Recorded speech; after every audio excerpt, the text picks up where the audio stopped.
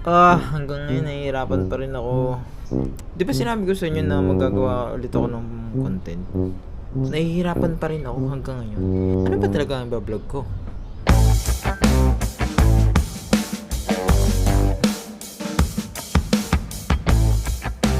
It's tied to the weather. You'd also know that all winter long, I've been waiting for summer.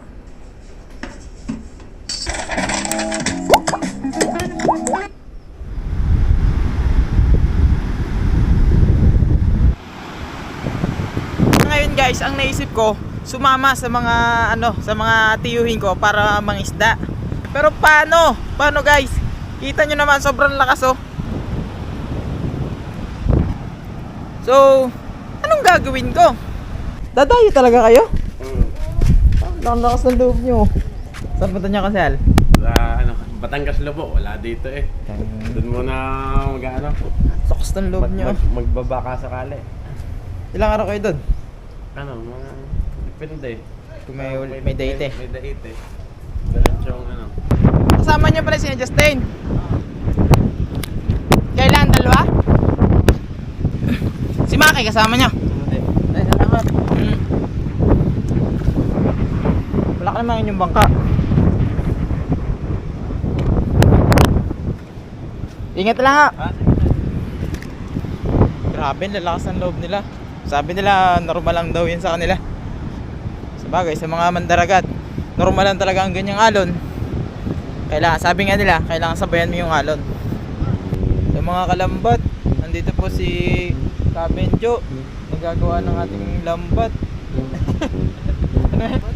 Hindi po tayo makapaglahot mga kalambat kasi walang lambat.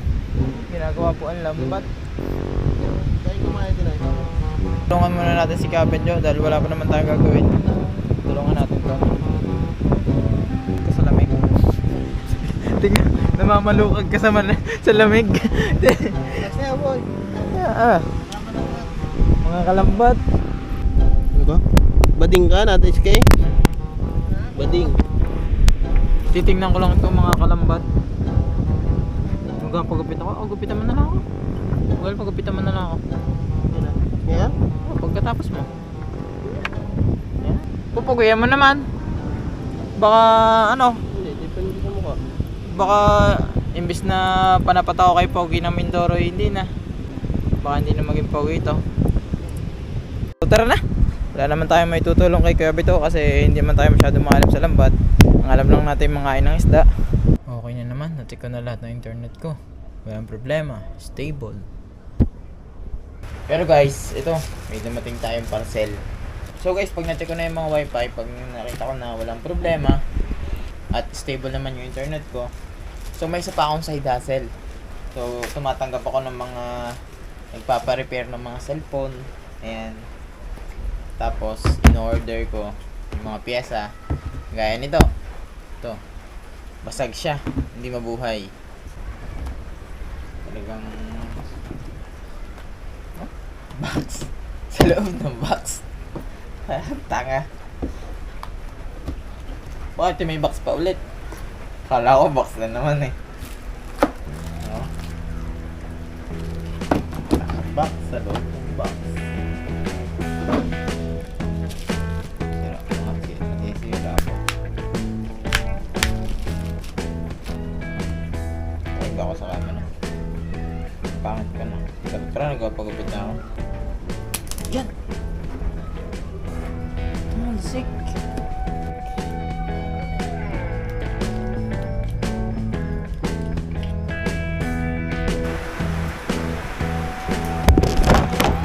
Ala!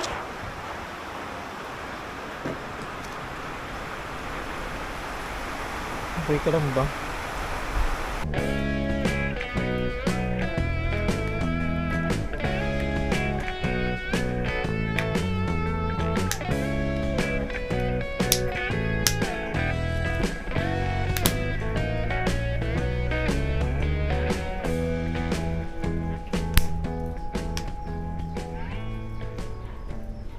Ito, tawag dito. Hindi ba tayo maksan eh?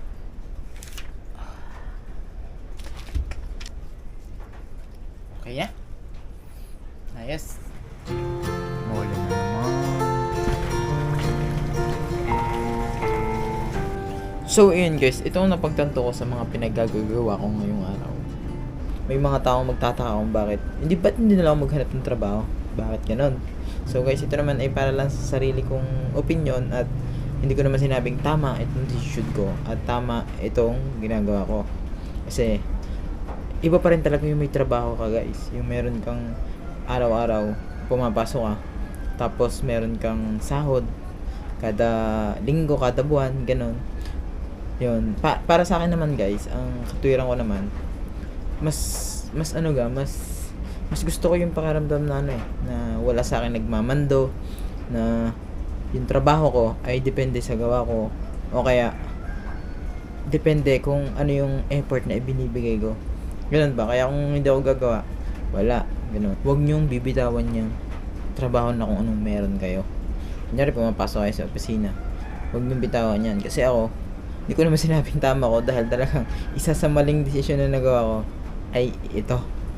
Ito mapunta sa ganitong sitwasyon na parang mawala ka na dun sa era na mag-apply ka, na humanap ka ng trabaho. Ayun.